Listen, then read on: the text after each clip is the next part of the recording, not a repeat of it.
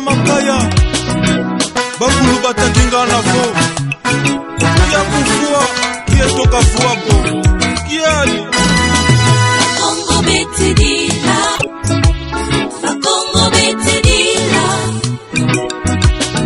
Congo betidila Ikole kapoto sa Congo Congo betidila Congo betidila Congo betidila Ikole kapoto sa Congo Nani unavulu sa Congo Unduja Congo mwina Afrika Ni mwanda semi wena walongo Yani kaka unavulu sa Congo Koma Congo Nani unavulu sa Congo Unduja Congo mwina Afrika Ni mwanda semi wena walongo Yani kaka unavulu sa Congo fumu oma Congo nge nzambi ya lunungu o tata lunungu akutulombele yakulumuka ku Congo pasivo Congo dia toi dusula boso buwa sodi la dio ya vita katuvila kanako Manda Congo katuvila kanako Manda kifulu katuvila kanako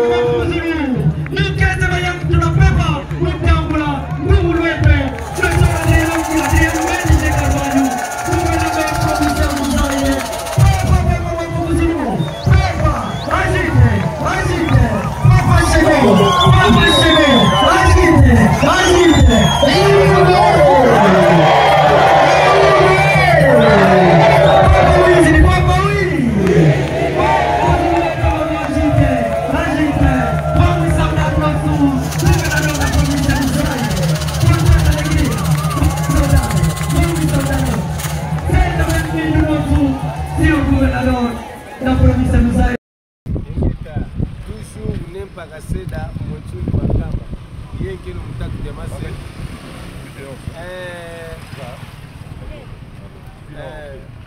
kulumbimbi toyoka kayangoyo kulumbimbi toyoka kayangoyo mbuta swabi nini kuna kulumbimbi donc eza même batu mususu balingaki ba déformer histoire o kulumbimbi elingi koloba koko ya mabe non kulumbimbi ezali na ancêtre moko azalaki ngudi ya nganga azali ancêtre ya luvila mbimbi babengaki ye na kombo na kulunti donc so balobi kulunti wa kulumbimbi en ancêtre na kulunti yende mutu azalaki kodirige peuple be na Congo tango bautaki na Égypte, Éthiopie, baye Zimbabwe, ye mutu adirijaki bakoko na biso ti na likolo ya ngomba ya Congo den totila batongaki ba temple na kati ya Zamba tango babimi parce que awa ebandaki ko vivre na ba génie ya couleur bleue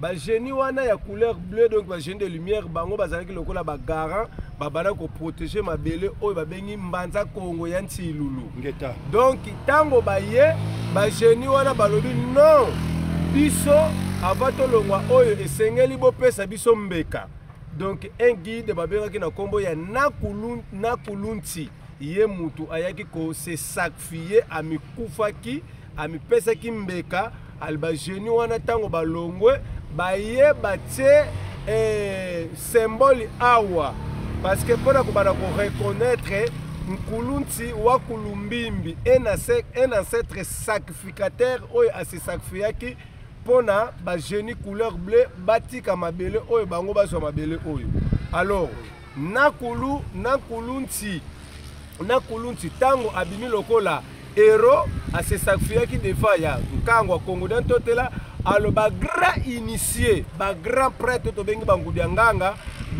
bakomisaki lieu oyo lokola lieu sacré oyo babandaki koya ko se sacrifier kosala bambeka ba rituel kofuta ba karma na bango awa ali yango wana pona ko reconnaître ba pesa ki place oyo kombo ya Nkulu Mbimbi. Donc Nkulu Mbimbi un ancêtre azalaki na Luvila Mbimbi parmi les Luvila oyo uti na Ntsaku Mpandu Nzinga makuku matatu malamba Congo.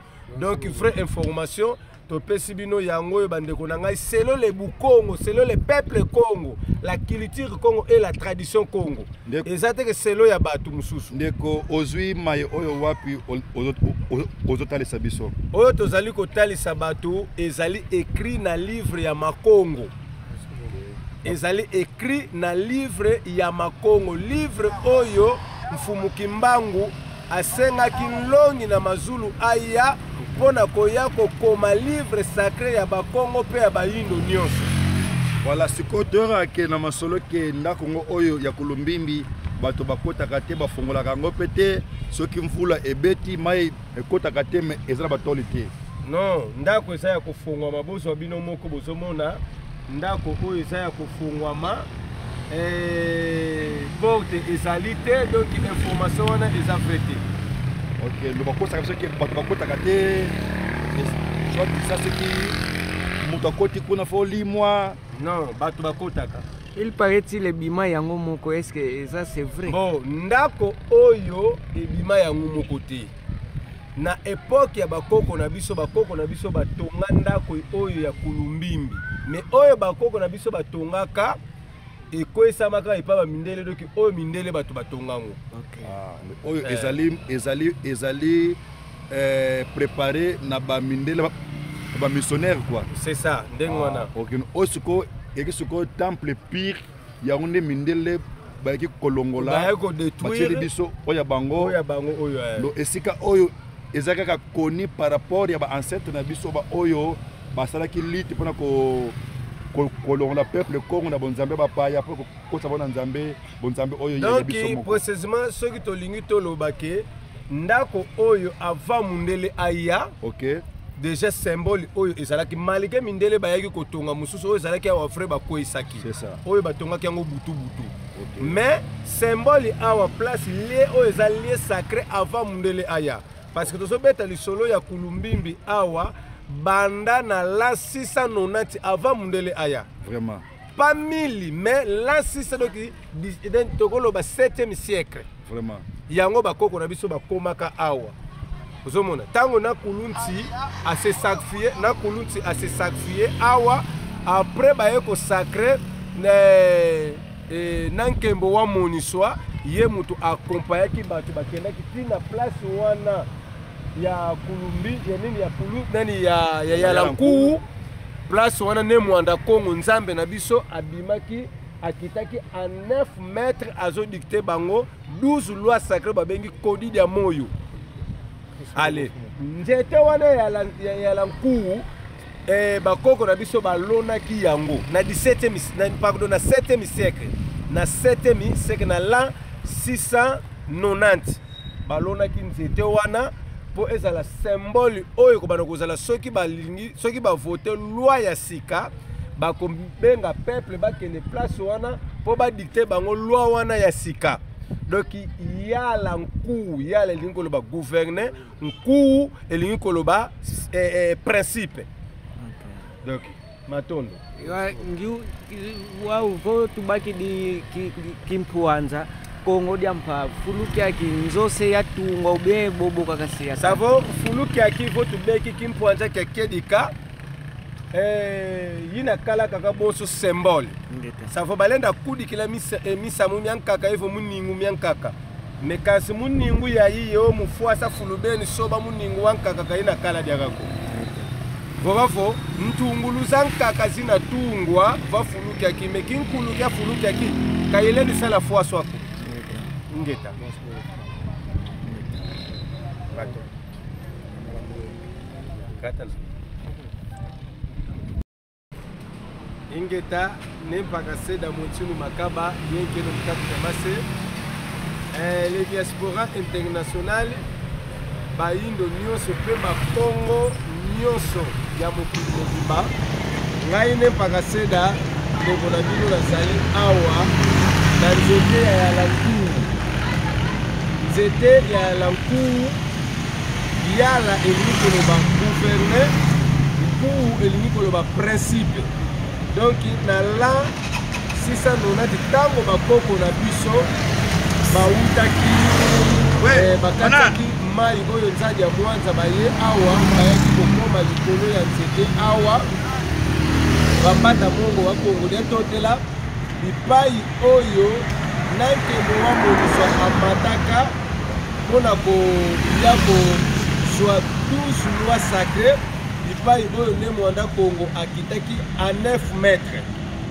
Alors nzete oyo bakoko na biso balonaki yango awa mpona kopesa lokola référence soki balingi babanda sikoyo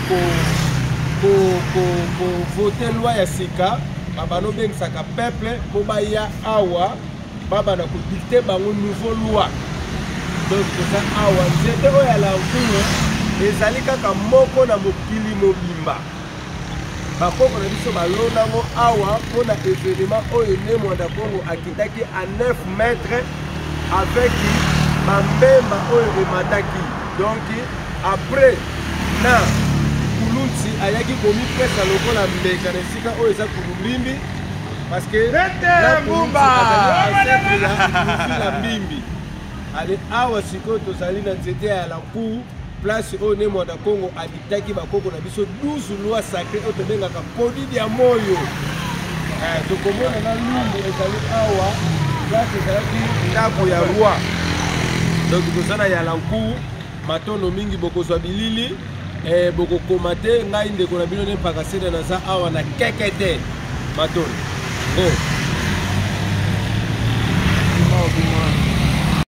tozali awa na Yalankuu place oyo bozali komona tango bakoko na biso bakomaki na likolo ya ngomba ya Kongo de Ntotela na la 690 epai oyo nankembo wa moniswa amataki na bangudisa nganga pe basalaki mandanda. Donc losambo ya makasi place awa nzambe na biso akitaki ne mwanda Kongo akitaki awa a 9 mètres akitaki awa. Donc tango akitaki awa bakoko na biso siko bamonaki nini ke parce que ne mwanda Kongo akitaki awa aditaki bakoko na biso 12 lois sacrées. Na 12 lois sacrées tobengaka kodidi ya moyo. Sikoyo tango bakoko na biso bamonaki lokola eza esika moko boye très important bayaki kolona nzete oyo bazali kobenga yala nkuu. Yala elingi koloba gouverner, nkuu c'est principe, diriger les principes. C'est pour cela bakoko na biso bazalaki de tous les temps oyo bazali ko sala nouveau loi fo babengisa nkangu baya awa komisa ba dicter nkangu principe ya sika oyo esengeli kotambusa mboka na biso. Donc nzete ya Yalankuu donc na Kongo de Ntotela pe na mokili mobimba esika moko kaka eza nzete ya lolenge oyo ezali awa. Donc vambata mongo wa Kongo de Ntotela monde ezali na 7 chakra mavitu nsambodia me ye moko mbanza Kongo azali na 4 chakra. Donc mazita o bazobenga mazita les 4 centres, les 7 centres du monde y a récupéré 4 centres du monde. Vous comprenez? Donc na likolo ya ngomba ya Kongo de Ntotela ezali na 24 mai. Donc 12 mai ya minene na 12 mai ya mike. Donc comme 24 veillard oyo bakitaki elongo na fumu mwanda Kongo.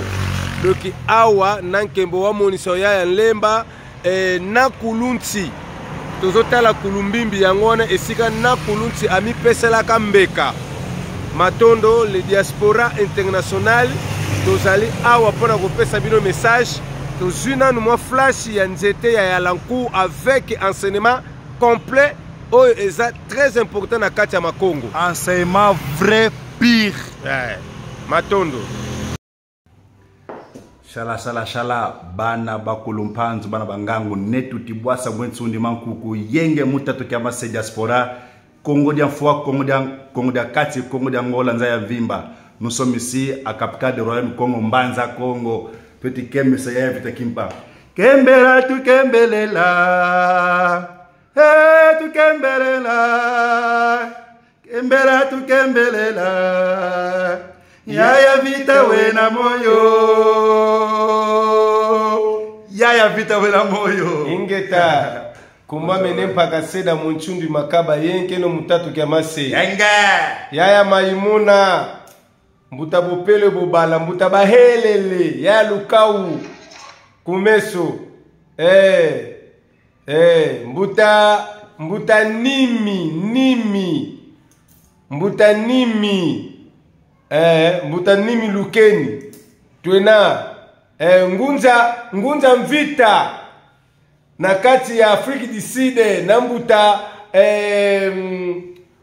mbuta mavinga tuena moyo safo tukuba meneki divo tuenda kundiata tozali awa na pesi batu nyonso mbote na kati ya grupi ya Congo Bololo pe ba grupi nyonso les diaspora internationali mbuta nkuka mbuta ndulu bambuta nyonso tozali awa tozali ko kende pona ko kembisa yaya vita tous les diaspora na Amérique ba onyoso bazana Asie Amérique ba bazana Europe tozali wana mbuta soki nzau na mpumbu ne chala mpantu na kabinda ne buku ngoyo tozali wana mbuta numbi chasa tozali wana donki na kekete mbuta kinzomba mbenza pe na pesi bino biyenge toza awa na kati ya Mbanza Congo savo nkembo na nkembo toza ensemble na ne tuti boissa nous sommes ici ensemble Mbanza Congo na kekete matondo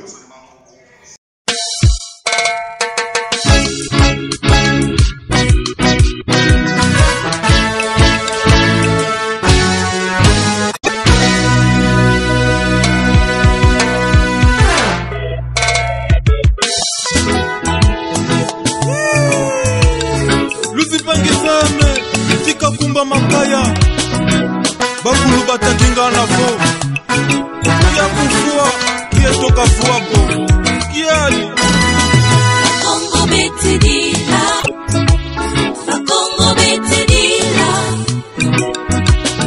Congo betidila